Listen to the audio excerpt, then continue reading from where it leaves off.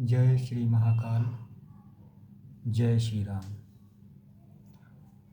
भक्तों, प्रत्येक मनुष्य इस संसार में यही सोचता है कि हमें हमेशा सुख ही प्राप्त हो और दुख की प्राप्ति हमें ना हो। लेकिन तमाम प्रयास करने के बाद भी मनुष्य को दुख ही प्राप्त होता है। ऐसा क्यों है? कोई भी मनुष्य ये नहीं चाहता कि हमारे जीवन में दुख आए, लेकिन फिर भी दुख आता है। क्यों? दुख आने के कुछ कारण हैं और मुख्य रूप से दुख प्राप्त होने के 3 कारण हैं। पहला कारण है कर्म, दूसरा है काल और तीसरा स्वभाव।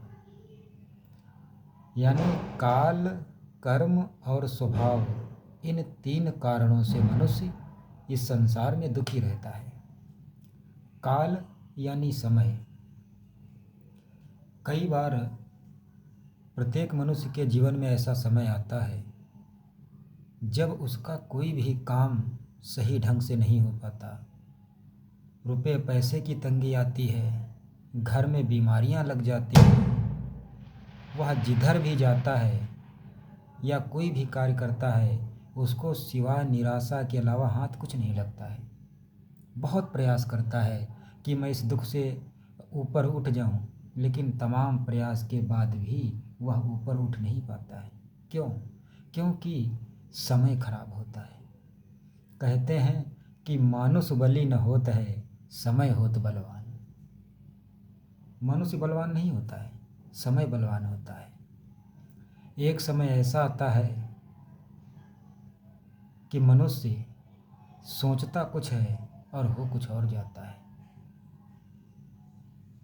तो भक्तों, जब समय खराब होता है तो मनुष्य को दुख ही प्राप्त होता है, वह चाहे कितना भी प्रयास कर ले।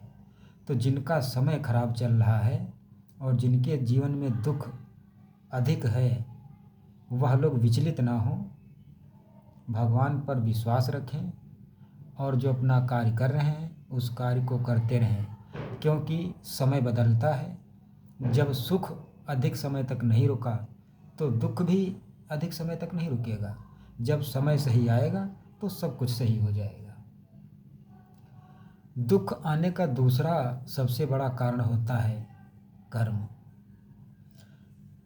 इस संसार में मनुष्य इस जन्म में कुछ ऐसे कार्य करता है कि उसका जीवन में दुख आने लगते हैं। जैसे रुपया पैसा होता है मनुष्य के पास में तो वह शराब पीने लग जाता है, मसाला गुटखा बीड़ी सिगरेट पीने लग जाता है। ये क्या है? ये रुपया पैसे की बर्बादी है। और फिर आप कहोगे कि मेरे पास पैसा नहीं है खाने के लिए पीने के लिए। तो भाई, आपने ऐसे कर्म ही किए हैं। शराब पीने से कोई लाभ तो है नहीं, फिर भी आपने शराब पी पैसा खर्चा किया, बीड़ी सिगरेट पी ली, जुआ खेल लिया, उसमें पैसा खर्चा हो गया। या पूर्व जन्म में मनुष्य ने कुछ ऐसे कर्म किए हैं कि जिसका भुगतान उसे दुख के रूप में करना पड़ रहा है। तो दूसरा कारण है दुख प्राप्त होने का मनुष्य के कर्म, कुछ इस जन्म के और कुछ पूर्व जन्म के। और तीसरा सबसे बड़ा कारण है दुख का स्वभाव। कई मनुष्यों के पास बहुत धन दौलत होता है, लेकिन उनसे जब भी पूछो क्या हाल चाल है, कैसा कट रहा है, तो यही कहेंगे कि बस भैया जैसे तैसे गुजर रही है। उनके पास अगर रोज़ 1 लाख रुपए आ जाए तब भी मुंह बनाए रहते हैं, और 1000 रुपये आए तब भी वैसे ही। एक मैं आपको कथा सुनाता हूँ। एक नई नई बहू आई अपनी ससुराल। तो बहू की सासू ने कहा कि बहू ऐसा है, आज तो कढ़ी बना। तो बहू ने कढ़ी बनाई। अब चूंकि पहले पहले ससुराल में बना रही थी तो कढ़ी थोड़ा बिगड़ गई। नमक ज़्यादा हो गया, मिर्चा ज़्यादा हो गया, खटाई ज़्यादा हो गई, कुछ भी ज़्यादा हो गया, वो सही से बन नहीं पाई कढ़ी। तो जब सासू ने खाई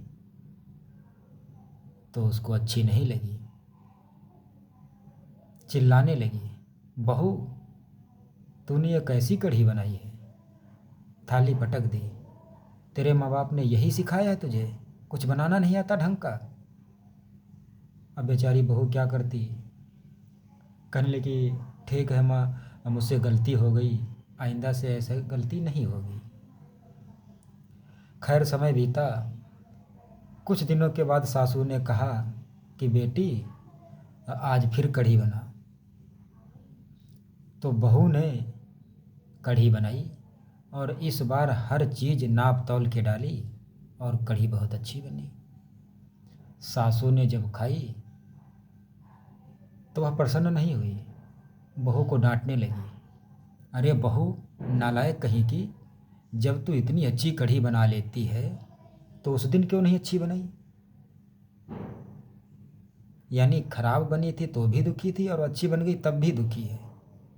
कुछ लोगों का स्वभाव ही होता है दुखी रहना। तो ये 3 मुख्य कारण है दुख के। इसके अतिरिक्त सबसे बड़ा दुख का कारण है मनुष्य का उसकी अनंत इच्छाएं। आजकल मनुष्य की इच्छाएं इतनी अधिक बढ़ गई हैं कि वो सब कुछ प्राप्त करना चाहता है। पैदल चलता था, उसे साइकिल मिल गई, साइकिल से चलने लगा। अब उसकी इच्छा हो गई कि मैं मोटरसाइकिल से चलूँगा। खैर जैसे तैसे मोटरसाइकिल भी आ गई। अब उसकी इच्छा हो गई कि मैं कार से चलूँगा। अब वह कार के चक्कर में जो है पड़ा है। अब कार के चक्कर में जब पड़ा है तो कार ऐसे तो आ नहीं जाएगी, रात दिन मेहनत करेगा या किसी भी तरीके से कार लाएगा तो उसके लिए कष्ट तो सहन करना पड़ेगा। अब कार आ जाएगी तो बंगला हो, फिर कोठी हो, फिर हवाई जहाज हो। यानी कि मनुष्य की इच्छाएं जो है ना वो अनंत हैं। उन अनंत इच्छाओं को पूर्ण करने के लिए मनुष्य रात दिन एक किए हुए है।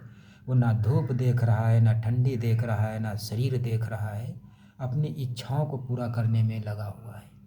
लेकिन आप लोगों को मैं एक बात बता देना चाहता हूँ, इच्छाएं तो रावण जैसों की भी पूरी नहीं हुई, तो हमारी आपकी इच्छाएं कहाँ से पूरी हो जाएंगी। इच्छाओं को पूरा करते करते ये शरीर चला जाएगा लेकिन इच्छा कभी पूरी नहीं होगी।